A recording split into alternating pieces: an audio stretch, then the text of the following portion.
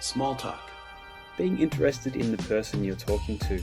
We start every conversation with a bit of small talk. You use it when you go into a shop, when you meet your friends, when you meet a new person, when you have a new experience. So it's the start, really. It's the start of everything. Learn how to formulate a question, and then you will be good at small talk. Never use small talk as a waste of time, but a chance to get to know someone deeper and in a better way. Hallo, good morning. Und heute haben wir noch unsere Zukunftsfragen zum Thema Home und Location. Was können wir in der Zukunft fragen zu dem Thema? Do you think you will always stay in your current home? Denkst du, dass du für immer da bleiben wirst, wo du jetzt lebst, in deinem momentanen Zuhause? Will you move one day? Wirst du irgendwann mal umziehen? Hast du vor, irgendwann umzuziehen? Are you going to move one day? Also etwas vorhaben. Will you work on your house, in your garden this year, next week, next month? Yeah? Wirst du an deinem Haus und in deinem Garten arbeiten im nächsten Monat, im nächsten Jahr?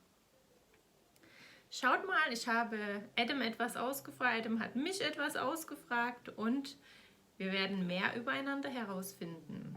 Schaut zu, habt Spaß. Morning, Romy. How are you doing today? Very good, Adam. How are you doing? Great. Enjoyed this week hearing about where you've lived in the past and where you're living now. But I'm curious about your future dreams. Do you imagine yourself always in Chemnitz where you are, or what do you think about something? Well, I would love to stay in the area, yes, because I have a lot of friends here and my family here. But I'm really aiming to live closer to the nature again, closer in the countryside. Yeah. And what kind of nature would you want to be in? Mountains or by the sea or forests or desert? Yes, I love the forest and it should be close to the water. Okay. Forest and the water together, that's good. So a river or a lake is okay? Yeah, a river or lake is wonderful, yes. Do you ever think about living in a different country? I've lived in Australia for 5 years, and I lived in France for a year. And to be very honest, I would love to stay in Germany, and I don't really want to live in another country. But maybe one day we might live or stay in Australia for a little while, because Ryan's family still lives there, and of course we want to spend more time with them, so we might be visiting for a longer time. But my home base should be Germany. That's what I imagine, and that's my wish. Yes. Yeah. You've talked about the location and the setting of your home. Do you have a style of a house that's a dream home for you? I love the old style, like a little bit, different. Maybe a house with wood and big windows. Kind of smaller, cozy rooms. That would be nice. What about the ceiling? Do you like high ceilings or? Yeah, I actually do like high ceilings. Low ceilings feel a little bit cramped. Now, what do you? Cramped or claustrophobic? Yes. So higher ceilings would be good. Yes. And when you say old style, do you mean like the half timbered, the Fachwerk style, or what? Yes, I do like that. Yes. I've always been curious about them and what they look like inside. I know outside they're very beautiful, but can you see the wood? And would you paint the wood or leave it the natural wood color? Well, you can leave it the natural wood color, but a lot of people paint them in a darker color as well. So that's also very beautiful. You can see a lot of wood inside, and that's the beauty of it.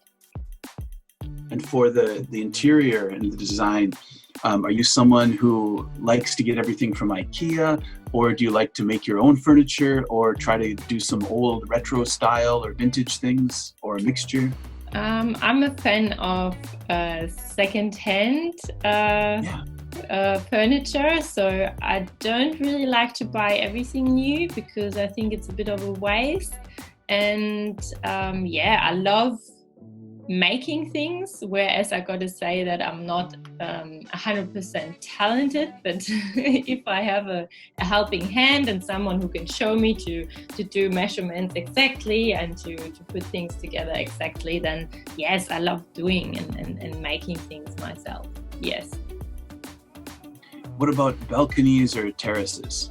Do you think about those for your dream home? If I have a garden, I would like to have a little terrace, but it is not necessary because I would probably, when I go outside, I would spend the most time just in front of my house in the garden anyway. In Chemnitz, it's really cold often during the winters. Do you think about having kind of like a winter garden area or space somewhere in your home? Yes, that would be great. That would be wonderful. Because usually with the windows and the sun is coming in, it usually heats up and you still feel like you're sitting outside, even although it is winter and it is cold. Yeah. I know that you like animals. Do you think about any special things to do in your dream home to make it pet friendly?